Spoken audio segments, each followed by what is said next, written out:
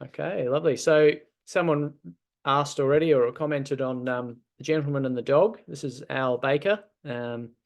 He set up Southern Sea Ventures back in 1988, and I wanted to sort of give a quick nod to him because Fiji was where Southern Sea Ventures began and where Al started the business.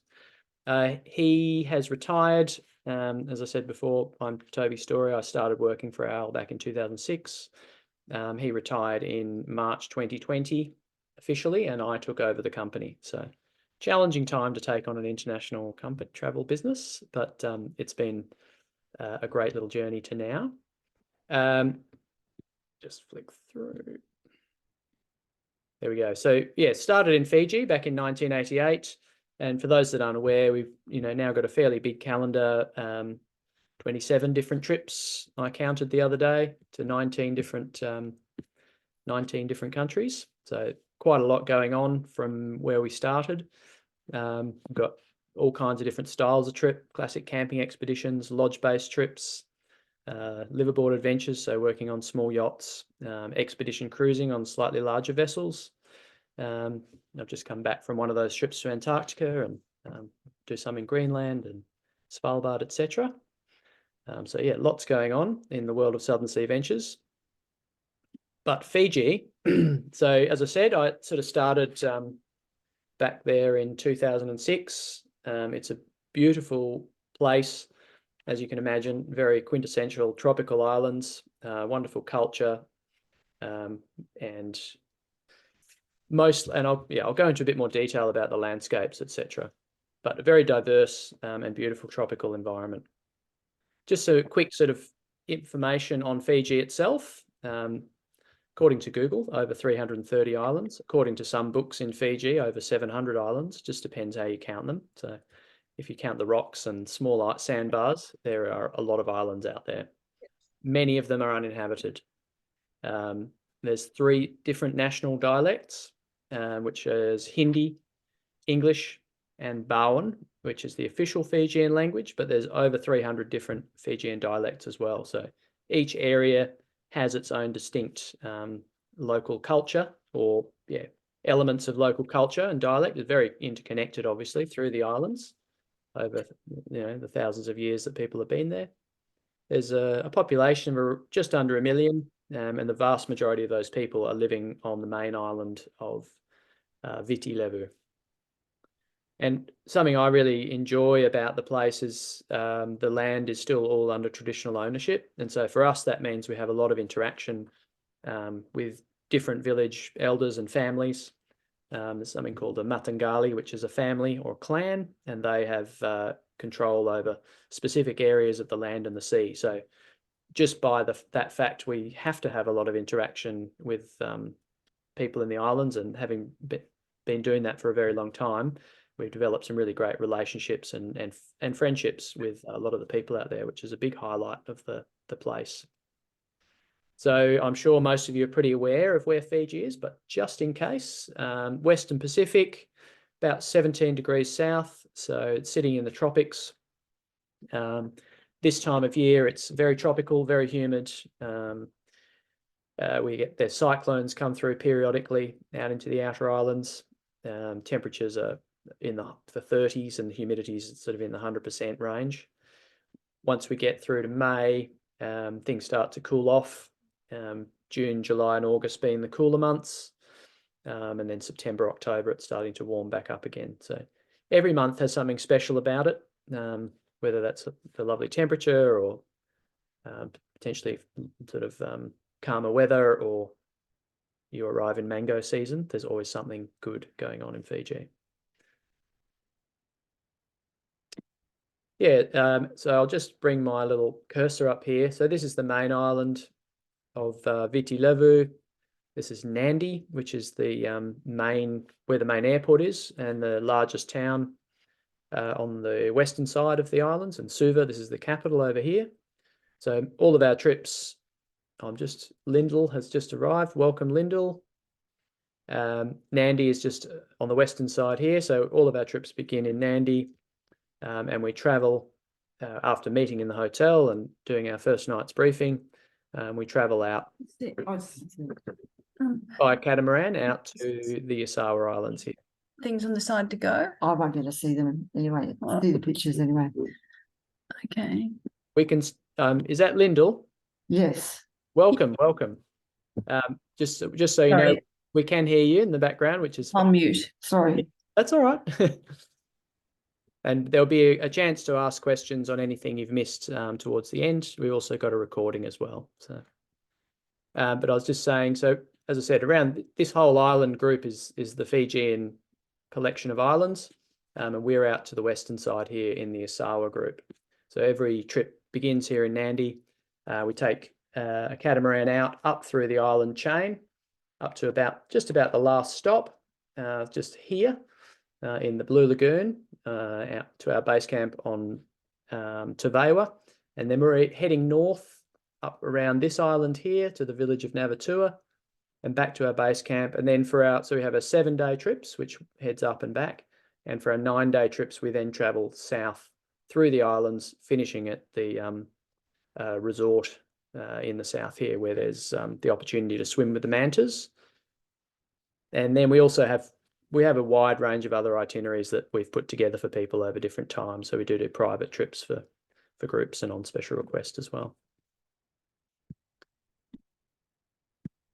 So just to sort of run you through some of the places that we spend our time.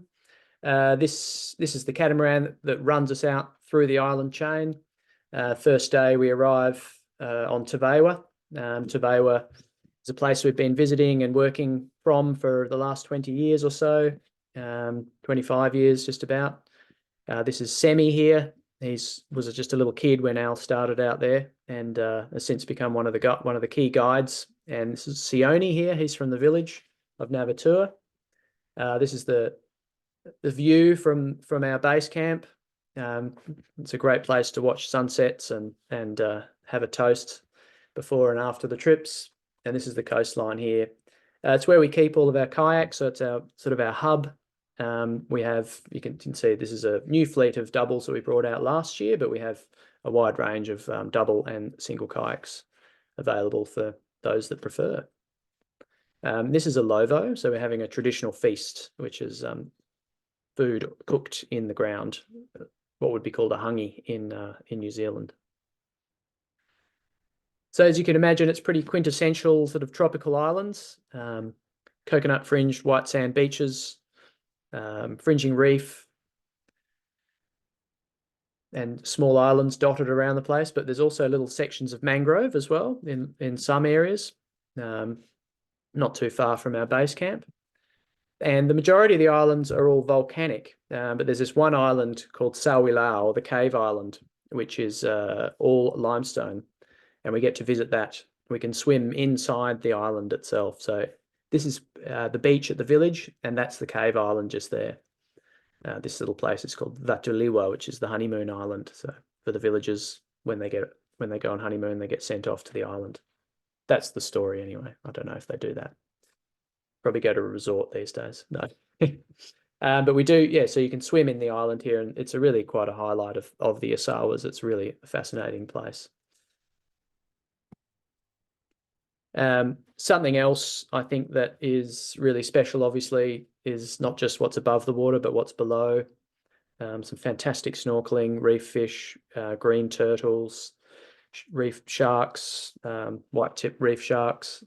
And then, of course, in the cooler months, so typically, I mean, the manta rays can be there right the way through into September and early, sort of late May, but they tend to congregate in the cooler months. So they're filter feeding in these passageways in particular areas further south in the Yasawa chain, mainly through the months June, July, and August.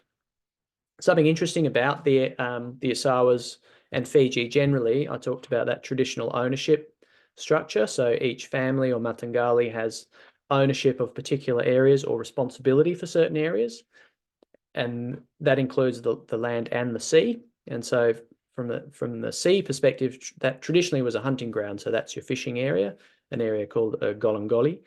But these days, many of those areas, they have a sort of a rotational system where certain areas will be left alone for certain periods of time. So no fishing they put what's called a taboo or tambua on certain areas, and particularly after a person of significance might die who's connected to that area.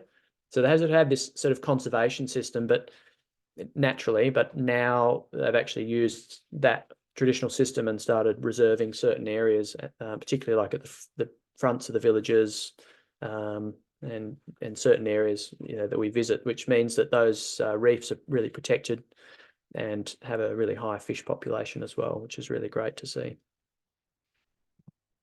And the water's pretty nice as well. So for those snorkeling, people asked about wetsuits, so a pair of shorts is pretty much fine most of the year. I think one of the other big highlights is the village of Navatua. So this is where we will paddle to on day 2 or 3, depending on the trip. It's probably around 60 to 90 people living there. It's a very traditional village. It's got some modern elements to it these days. I mean, people have access to electricity and mobile phones, and so they have a fridge and they have communication. But it's still a very simple and rudimentary life for us. There's still a lot of cooking on wood fires. The huts are mostly traditionally thatched, or partly traditionally built. And you can see the little thatched roofs just here right on the foreshore. Now, some of those are people's houses, and some of them, like this one, that's our little dining bureau. So that's where they built one for us, where we cook and kind of live when we're in the village. And there's also a few little places that we can stay as well if we choose to. One of the things, I guess, having spent more than 20 years going to the village, is again we've made great friends there, and so every trip has local guides as well as Western guides. So people that have been going to the islands for a long time, as well as the guys who live locally and know the place like the back of their hands. Now, I just want to show you guys a short video of the islands, which sort of, I think, really captures the experience. And then I will go on to questions. So I'll quickly play the video. Oh.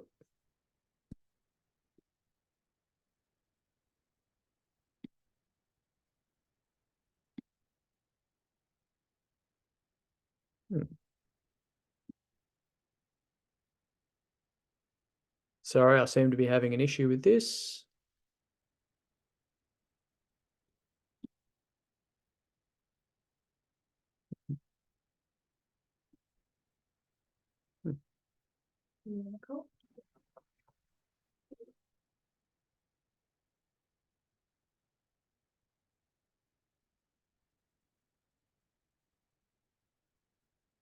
I am sorry, I'm not sure why this video is not playing, but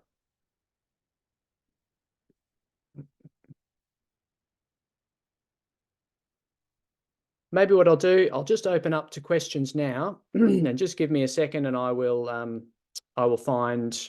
I've got another link for the video, and so I'll just play it through that. So I'd just like to open up to questions while I find the link to this video.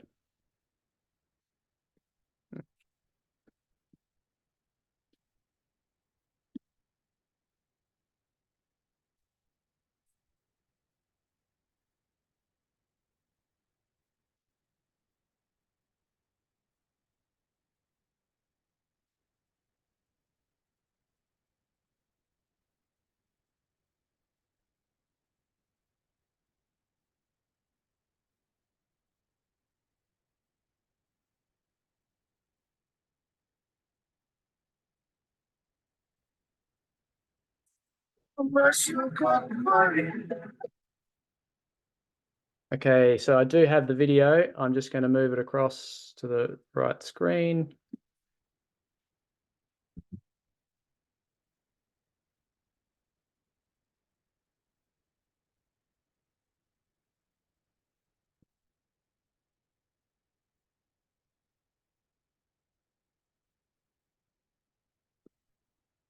Can I just get a quick check that people can see a paddler? Okay, thumbs up. Thank you. Thank you.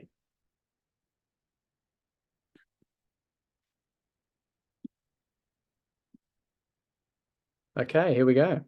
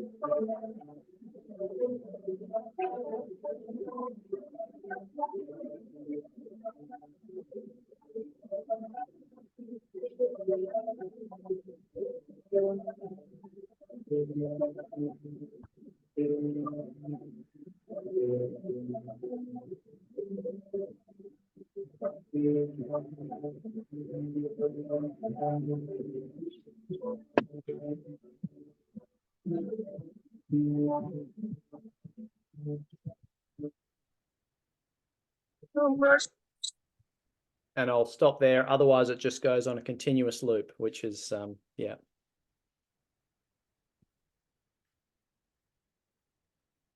Okay, well, apologies for the interlude, but yeah, I'd just like to invite anyone who would like to ask any questions to jump in, and I'll be happy to answer them.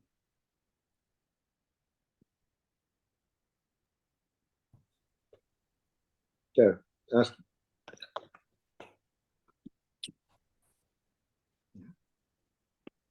What's your question? Haven't got a question.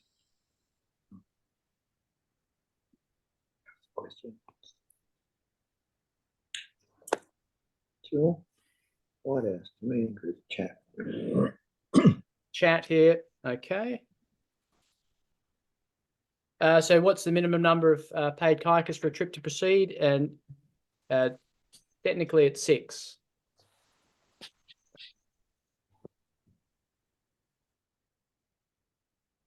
Just type them in. That's type them into.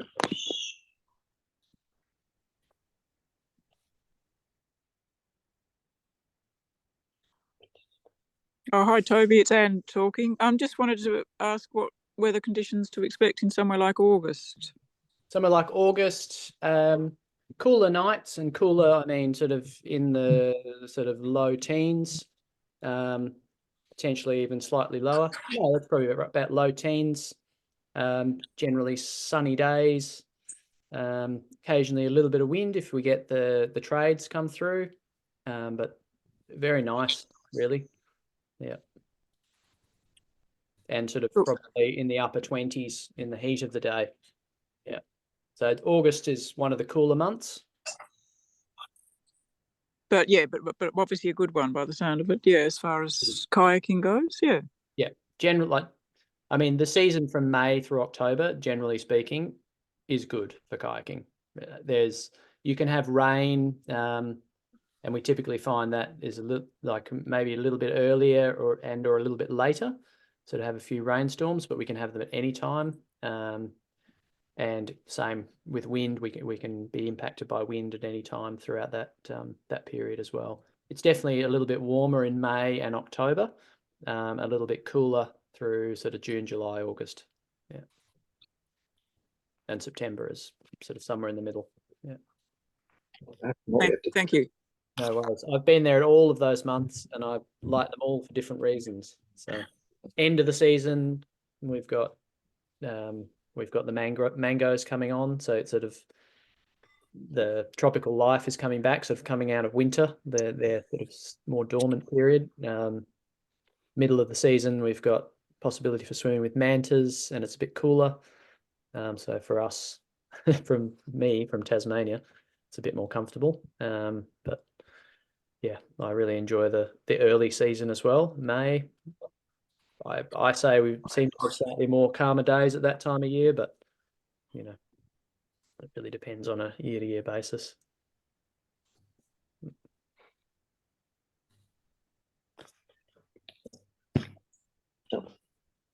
Go on, ask your question. Keep typing the questions. Yeah, you're welcome to type questions or just sing out if you'd like.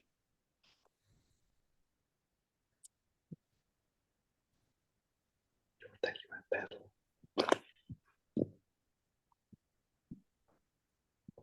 So something I probably didn't mention was just all of our trips these days are boat supported, which means not doing a lot of packing of equipment on a day-to-day basis. We transport most of our equipment by boat.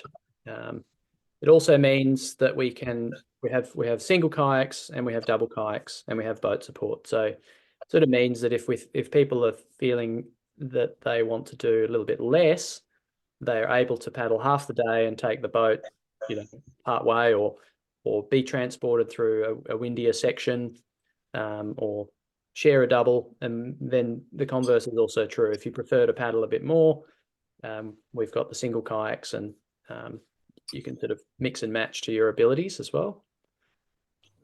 The trips have a fairly fixed route. I mean, to some point, we've got fixed campsites. So we're camping at Tavewa and we're camping at Navatua, which means sort of less moving camp on a regular basis, which we've found sort of maximizes the opportunities. The other thing I didn't mention, which you would have seen in the video, is there's another question here. I'll just come to that in a second, Chip. In the video is the meke. So we always have there's the cultural component. They won't let you get out of not having just a little bit of kava to try, and probably won't let you off without dancing as well. So Chip's just asking, can you let us know more about the snorkeling? We've done Raja Ampat. How does Yasawa compare? Look, Raja Ampat is really very, very, very good. So Yasawa is not quite as diverse in what's on offer in terms of the snorkeling, but it's still really very good. So I mean, I think Yasawa, Raja is probably such a bio hotspot, and it is pretty spectacular. So there's probably slightly less colourful corals in Fiji than there is in Raja Ampat. But fish life, there's still a lot of fish life, a lot more plate corals in Fiji. So yeah, it's still really very good, but maybe Raja's just a little bit better. Yeah. Where you typing? You just ask. Toby, can you hear me? I can hear you. Well, yeah. Can we bring our own alcohol, or is there wine on the trip? Or Yeah, you're welcome to bring your own booze. It's no problem. We typically supply welcome drink, a little bit of wine or beer at the end of the day when we're on Tavewa. We don't supply alcohol in the village. It's a dry village, but technically it's a dry village, but there is a little bit around. People will sometimes have a small amount, and they're okay with us having our own glasses of wine in the bure, our little kitchen dining bure area. But we typically, we don't really hang out there drinking. But it's much more relaxed back on Tavewa. So up in the village, there is that cultural protocol not to drink in the village, or at least to very much minimise consumption. But you're welcome to bring. There's several nights where you're welcome to bring alcohol. That's no problem. Yeah. And the selection is getting better in Fiji. But if you've got a really favourite, you might want to bring it from Australia. I see what you I just would like to ask you about the homestay. Yeah. On the island. Where do you stay? Stay in the house with the people, or do you stay in a little brewery, or how does that work? Yeah, so the question is about the homestay. Are you guys booked on a trip by chance? Or? Yes, July. Yeah, fabulous. So just to clarify for everybody, so our first, we've got Taveo, which is our a base camp. We have a sort of stretcher beds and tents set up there, which are preset, so you can just walk in. Everything's kind of done. Once we get up to the village, we carry tents with us for camping, but you can also, by arrangement, get a homestay. Homestay is probably not the right description because it's really a beachfront bure, which are private, small thatched huts on the waterfront that you can rent for a nominal fee, and all of that goes back to the village. That's all for them. So Do they have bathrooms? there are toilets and there are basic showers as well. So shared facilities. Yeah. Okay, thank you. Yeah, and we have composting toilets in both locations, both in the village and back on Tavewa, which were built specifically by SSV for our trips. And there's also flushing toilets as well, believe it or not. They prefer flushing toilets over composting toilets. Yeah. Now, another question. Yeah. I'm celiac, and I'll put that in all the notes and everything. So Yeah. how do you cater for me being celiac? We're used to catering for all types of dietary requirements. So there's a lot of, the food selection, root vegetables, fish and meats, and then we can get a selection of gluten-free products as well over there. And a lot of it's fruit and vegetables that we're eating. So, good. Okay. Yeah, all pretty healthy. It's not really camps, like old style camping food. It's very much local, fresh, tropical produce. Sounds good. Yeah. And what sort of fruit do they have? I know they have mangoes. What else do they have? What other fruit? Oh gosh, so many fruits. Well, this time of year, papaya. The big ones are papaya, pineapple, and mangoes. Mangoes come in the later part of the season. Yep. Got bananas, pineapple, and papaya all through the year. Coconuts, and then you can get all the other types of fruits as well, apples and pears and mandarins. Lots of different citrus, local citrus as well as other. Yeah. And what do we do for water? Do we have to bring a bottle to fill, or what? Do you have? If you have your own bottle, that's great. We have drinking water in our water tanks. Yep. So rainwater tanks on the base, and then we basically fill those up and taken up enough water up to the village. But they also have rainwater tanks up in the village as well. Yeah. Okay. Unless it's been a really dry year, and then we'll make sure we always bring ours. Right. Now, one more question. Your paddles. Are they very heavy, or are they lighter, or what sort of paddles are they're carbon blended Werner paddles. So right. They are, on the lighter end of the types of paddles that people use. Okay, good. Okay, so need to bring paddles. Werner Snagget's 220 centimeters approximately. And if you look at a full carbon paddle and one of these, the weight difference is, only a few grams. So they're pretty light. Yeah, it's good quality stuff. Yeah. Okay, great. Thank you. You're welcome. Got any questions, Paul? No, I'm all done. As long as the wine's there, we're just want to know about the wine. That's all good. We've got a little solar system out there. So we've got today was a little bit of a setup. We've got solar system, so we can cool and store meats and stuff, which also means for you, Paul, we can cool down the beer. Okay, cool. I thought of something else. Do you get much swell out there in the? Very little swell. So at that time of year, so in the early season, over Christmas time, they get big swells in the islands coming from the north, from the cyclones.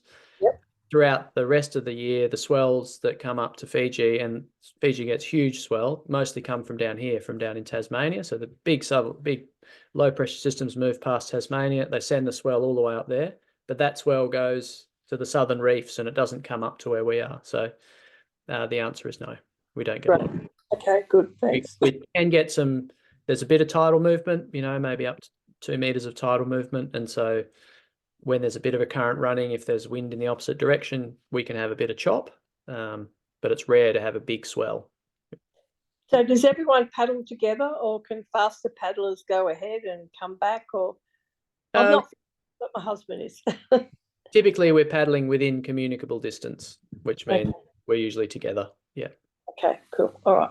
But we, you know, the guides are great at making sure everybody gets enough paddling and managing the group spacing and all that sort of stuff. So we rarely have issues with people being too fast or too slow. Right.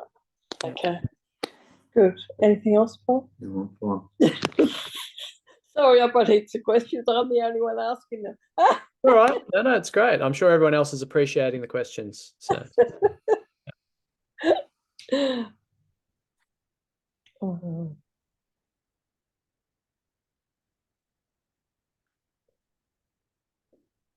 anything more, Susan? No, No, we're that's it. all We're done. done. Okay. Anne, you got any questions? No. And Chip, you've asked yours.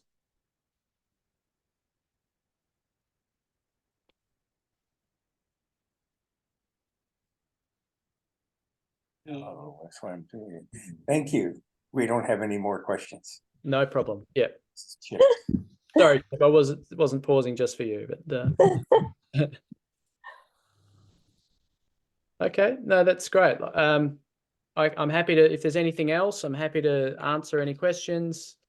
If you would like us to send you information, you know, itineraries, etc., please just send a quick note to the office and we'll flick it through, or you can tell me right now and I'll make sure it's sent through to you in the morning. We're always happy to answer questions about the trip or anything else. Okay, thank you. All right. Thanks very much. Thank you. No That's worries. good. No, nice. Thanks for coming along, everybody, and making the time. Appreciate it. Thank you. Nice Thanks. to see everybody. Thank Thank you. you. Thank you. Okay. Thanks, Tony. Toby, it was really excellent. Yeah, good to Thank see you. what you're all up to. Yeah. Oh, I appreciate that. Yeah.